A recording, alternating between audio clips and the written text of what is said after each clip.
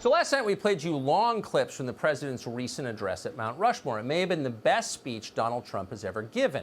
It was succinct and clear, and it was true. And for all of those reasons, the Democratic Party and its many minions absolutely hated it. They denounced the speech, and this may not come as a complete surprise to you, as, quote, racist. Now, that's a slur long divorced from any actual meaning, but we should tell you that as a factual matter, it's a lie.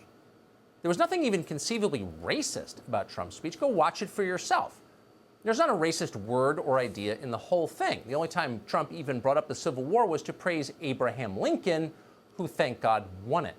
He never mentioned the Confederacy or anyone in the Confederacy. Instead, Trump praised unabashed American heroes like George Washington, Clara Barton, the Wright brothers, Jackie Robinson. Senator Tammy Duckworth of Illinois watched Trump's speech, or claimed she did. Her summary of it, quote, he spent all his time talking about dead traitors. George Washington, Clara Barton, Jackie Robinson, they are all, according to Tammy Duckworth, dead traitors. Pretty shocking.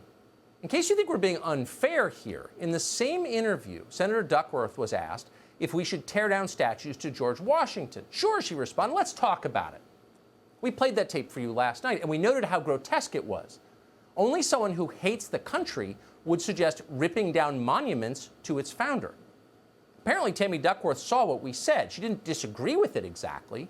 Instead, she questioned our right to criticize her at all, since she was once injured while serving in the Illinois Army National Guard. That's what passes for an argument in modern identity politics. They don't address the points that you make. They question your right to make them at all. The irony, of course, is that George Washington himself, the dead traitor Tammy Duckworth has such contempt for, also served in the military. Washington spent most of his adult life under arms. He fought in 2 wars. At one point, during the winter of 1777, Washington lost almost a quarter of his entire army to cold and malnutrition. So George Washington paid his dues. He was, as we might say today, a combat veteran. And by the way, Washington also created the country we live in. George Washington was a genuinely great man. But to morons like Tammy Duckworth, Washington is just some old white guy who needs to be erased. Let's tear down his statues, rename our capital city Sharpton or Mandela, and let the revolution continue. But hold on, not so fast. Changes that profound deserve a debate.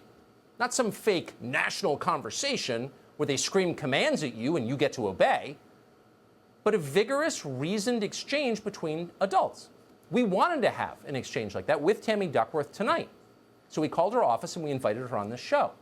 Her flack informed us that before even considering our request, we must first issue a public apology for criticizing Tammy Duckworth. In other words, I will not debate you until first you admit you're completely wrong.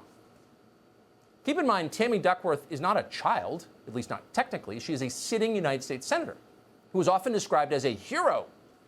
Yet Duckworth is too afraid to defend her own statements on a cable TV show. What a coward. Tammy Duckworth is also a fraud. 5 years ago, while she was a member of Congress, whistleblowers from a VA hospital in Illinois approached Duckworth to report the widespread mistreatment of sick veterans. Remember that story? The whistleblowers met with Tammy Duckworth 3 times. She refused to help them. According to a cardiologist who attended those meetings, Duckworth dismissed the systemic cruelty inflicted on dying veterans by saying that, quote, that's just how it is at the VA.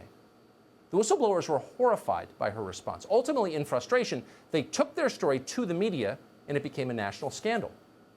This is the person lecturing the rest of us about her moral authority as a veteran. Spare us. Tammy Duckworth is a callous hack who ignored the suffering of actual veterans when it actually mattered. She has no moral authority. She is just a politician like the rest of them.